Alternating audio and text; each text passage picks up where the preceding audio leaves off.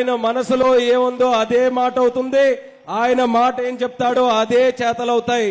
నటనలో, రాజకీయంలో, సేవా రంగంలో ఆయనే సాటి, ఆయనకి లేరు మరెవ్వరు కూడా పోటీ. మేము ఇప్పుడే యంగ్, కానీ ఆయన ఎప్పుడూ కూడా యంగే. నందమూరి వారసత్వంలో నటసింహంగా, చంద్రబాబు నాయుడు గారి నాయకత్వంలో ప్రజా నాయకునిగా, తెలుగు ప్రజల ఆశీస్సులతో లెజెండ్ గా, తెలుగుదేశం పార్టీ కార్యకర్తల అఖండ అభిమానంతో దూసుకుపోతున్న మన evergreen hero Nelakonda Bhagavanth Kesari, the one and only unstoppable Nandamuri Balakrishna గారిని వేదిక మీదకు విచ్చేసి మాట్లాడవలసిందిగా ఆహ్వానిస్తున్నాం.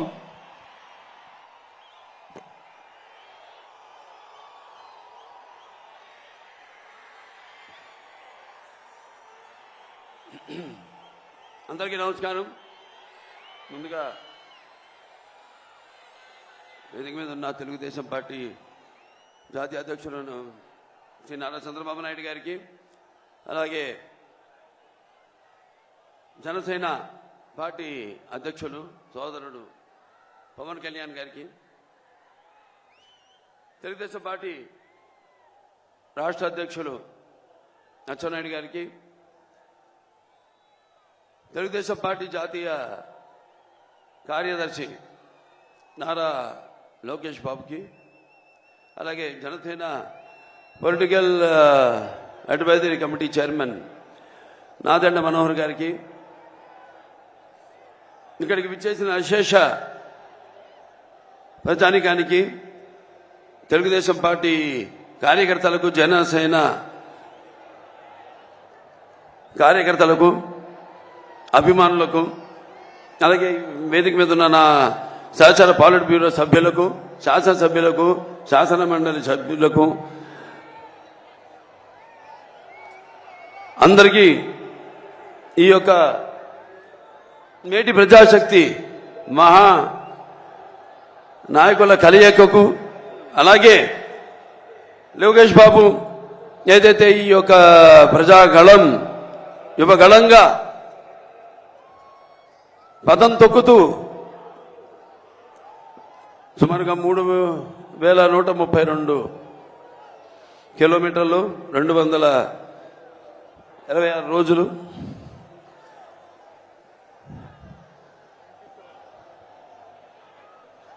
తన పాదయాత్రను కొనసాగిస్తూ ప్రజలందరినీ కలుసుకుంటూ, వాళ్ళని ఓదారుస్తూ, వాళ్ళకి ధైర్యం చెప్తూ ముందుకు సాగిన ఆయన పాద యాత్ర యువగళం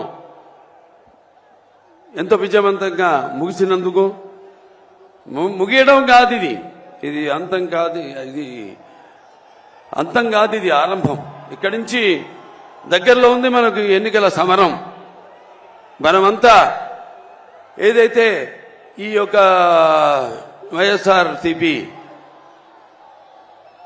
ఏదైతే పార్టీ అధికారంలో ఉందో వాళ్ళు చేస్తున్న దుశ్చర్యలకు, వాళ్ళు చేస్తున్న అక్రమాలకు, దౌర్జన్యాలకు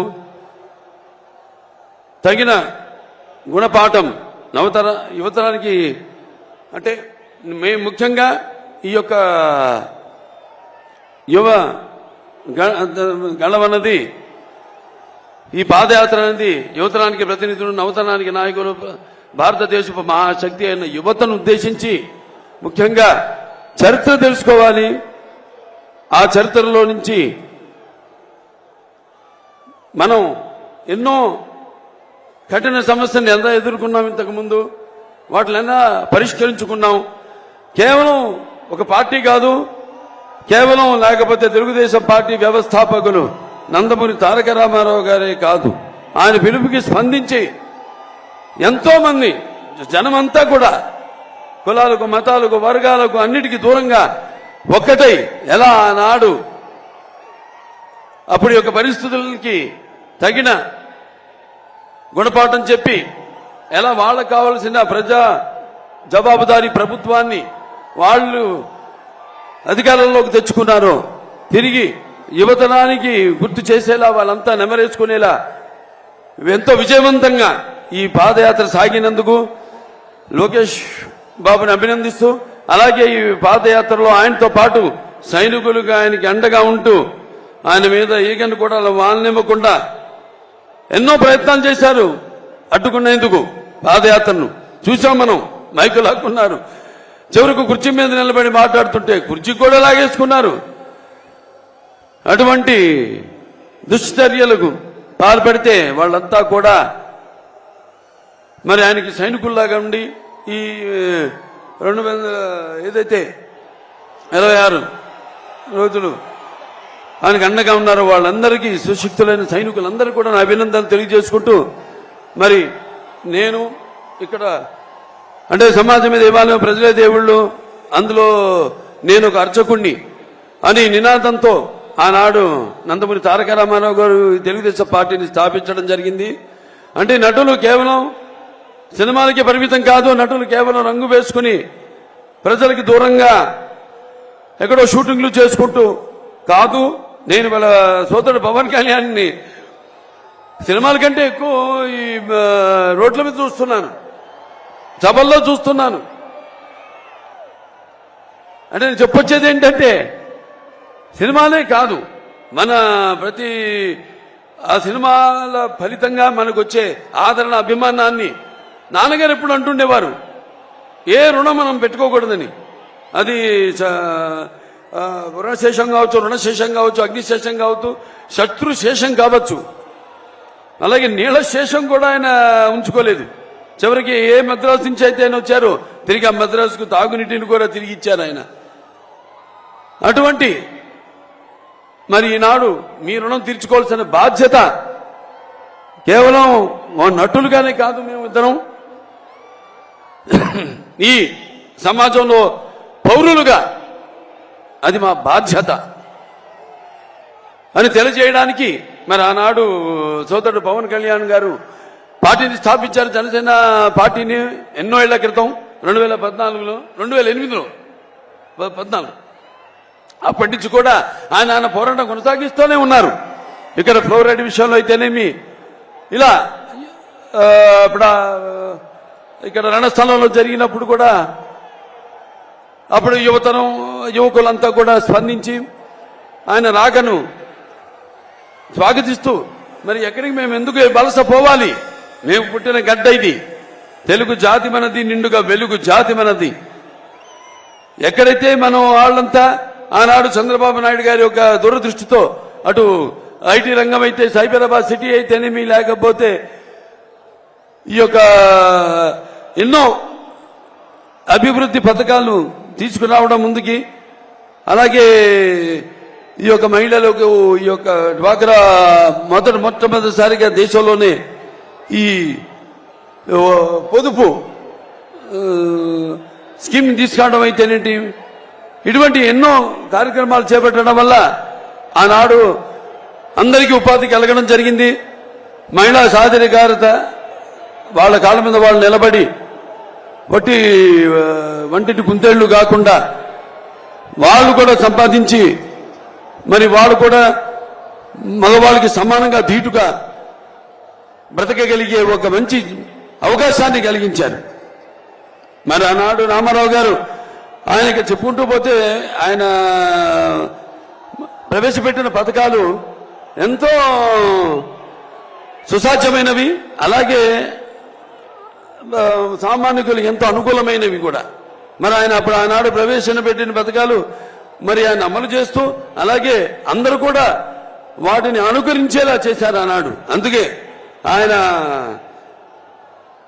పేదవాడి ఆకలికి అన్నగా, లేకపోతే జనం భవితకు ఒక తండ్రిగా, ఆయనకు అండగా ఉన్న మహిళలకు ఆర్థిక సహాయం చేసిన, స్వాతంత్రం కల్పించిన ఒక అన్నగా ఆయన శాశ్వతంగా మన గుండెల్లో నిలిచిపోయాడు రామారావు గారు. మరి అదే ఆయన బిడ్డ తెలుగుదేశం పార్టీని ఆయన కొరత, ఆయన అడుగుజాడల్లో అదే క్రమశిక్షణతో పార్టీని ముందుకు తీసుకెళ్లారు నారా చంద్రబాబు నాయుడు గారు. మరి ప్రపంచ దేశాలకి ఒక విజన్ కి ఆదర్శం నందమూరి నారా చంద్రబాబు నాయుడు గారు. ఇవాళ చూస్తున్నాం మనం రాష్ట్ర పరిస్థితి ఎంతో, అంటే ఈ ఒకటేమో ఒక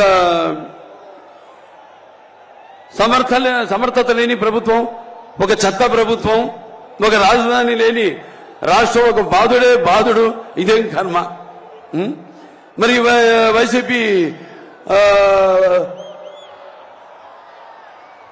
అధికారంలోకి వచ్చాక ఈ యొక్క పోలవరం ప్రాజెక్ట్ ని 1 సంవత్సరం లోపు పూర్తి చేస్తామని బీరాలు పలికారు. తర్వాత 4 సంవత్సరాలు అయ్యాక కూడా ఇప్పటి వరకు దాన్ని పూర్తి చేయలేని చెత్త ప్రభుత్వము, ఒక చేతగాని ప్రభుత్వం ఉండడం మన రాష్ట్రానికి పట్టిన కర్మ. అలాగే అధికారంలోకి వచ్చాక ఈ 4 ఏళ్లలో వాళ్ళు చేసిన అప్పులు 10 లక్షల కోట్ల రూపాయలు. అభివృద్ధి ఏమో శూన్యం.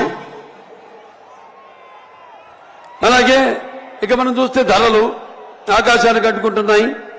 అటు పెట్రోల్ ధరలు అయితేనేమి, ఇటు డీజిల్ ధరలు అయితేనేమి, ధరలన్నీ కూడా ఆకాశానికి అంటుకుంటున్నాయి.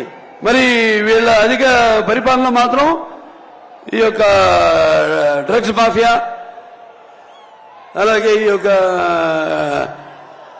గంజాయి పండించడంలో మాత్రం మొదటి స్థానంలో ఉన్నాం మనం, ఆంధ్ర రాష్ట్రం. అలాగే ఈ యొక్క వైకాపా నాయకులు ఎక్కడ పడితే అక్కడ ల్యాండ్ స్కామ్లు, శాండ్ స్కామ్లు, కోట్ల రూపాయలు దోచుకుంటున్నారు.